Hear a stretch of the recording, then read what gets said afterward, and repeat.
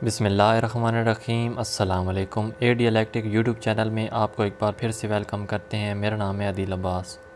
दोस्तों, आज की हमारी वीडियो का जो टॉपिक है वो ये है कि सॉकेट के अंदर इन्वर्टर का कनेक्शन कैसे किया जाता है। काफ़ी दोस्तों के सवालात आ रहे थे कि सॉकेट के अंदर इन्वर्टर का कनेक्शन करने का तरीक़ाकार हमें बताएं, तो सोचा इस पर एक छोटी सी वीडियो बनाकर इसका तरीक़ाकार आप लोगों के साथ शेयर किया जाए।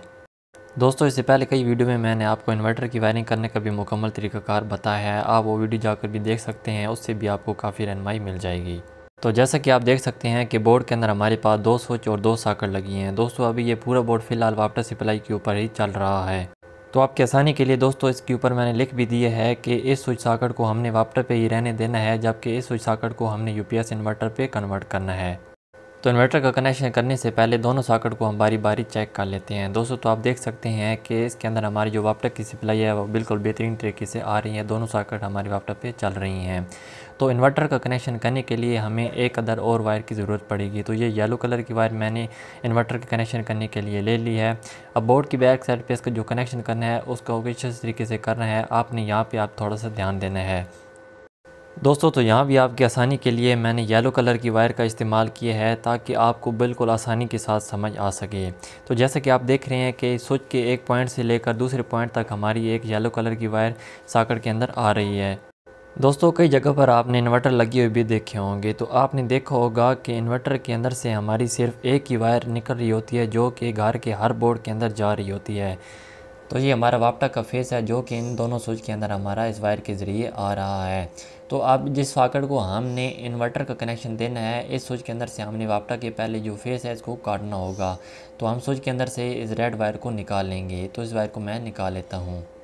दोस्तों, तो एक बात आपने हमेशा याद रखनी है, जिस चीज़ को भी आपने इन्वर्टर पे कन्वर्ट करना है, मिसाल के तौर पर आपने पंखे को चलाना है या आपने बल्ब को चलाना है या आपने सॉकेट को चलाना है, तो उसके अंदर हमारा जो पहले वापटा का फेस आ रहा होगा उस स्विच के अंदर से आपने पहले वापटा के फेस को ख़त्म करना है, फिर उसके अंदर आपने इन्वर्टर का कनेक्शन करना है। इस बात को आपने हमेशा ध्यान में रखना है। दोस्तों, दोनों स्विच के अंदर से मैंने वापटा की फेस को निकाल दिया है। अब चूँकि हमने इस स्विच सॉकेट को वापटा पे ही रखना है, तो दोबारा हम इसके अंदर फेस वायर को लगा देंगे और दूसरा जो स्विच हमारा खाली रह गया है उसके अंदर हमने जो इन्वर्टर की हमारी वायर होगी उसको लगाना है। तो इस तरीके से हमारा ये स्विच सॉकेट इन्वर्टर पे कन्वर्ट हो जाएगा। तो जैसा कि आपको मालूम है कि इन्वर्टर से हमने सिर्फ फेस वायर ही लेना होता है और जो हमारा न्यूट्रल रिटर्न पाथ होता है वो हमारा वापटा वाले ही इस्तेमाल होता है। तो इसलिए हम इसके अंदर सिर्फ एक वायर लेकर आते हैं। तो स्विच के अंदर जो हमने वायर लगा दी है, स्विच को ऑन करेंगे, इस वायर के ज़रिए सॉकेट तक हमारा फेस आएगा और यहाँ से इसको न्यूट्रल मिल जाएगा। तो इस तरीके से जो हमारा सर्किट है वो कंप्लीट हो जाएगा। और इन्वर्टर के अंदर से अगर डबल वायरिंग की गई हो तो उस सूरत में ये होता है कि जो हम न्यूट्रल वापटा का इस्तेमाल करते हैं इसको हमने ख़त्म कर देना होता है और इसके अंदर जो हमने इन्वर्टर से न्यूट्रल लिया होता है उसको लगा देना होता है। तो उस सूरत में हमारा ये कनेक्शन होता है, लेकिन ज़्यादातर हमारा ये सिंगल वायर का ही कनेक्शन होता है। दोस्तों, तो फाइनली हमने इस बोर्ड के कनेक्शन को कंप्लीट कर लिया है। अब इन्वर्टर और वापटा दोनों को ऑन करके मैं आपकी इसकी टेस्टिंग करा के चेक करा देता हूँ। तो ये हमारी जो सॉकेट है ये इन्वर्टर पे है, तो आप देख सकते हैं कि इन्वर्टर का कनेक्शन भी हमारे इसके अंदर चल रहा है। अब इसके साथ ही मैं वापटा के कनेक्शन को भी आपको चेक करा देता हूँ। तो यहाँ पर हमारा ये वापटा के कनेक्शन भी इसके अंदर आ रहा है।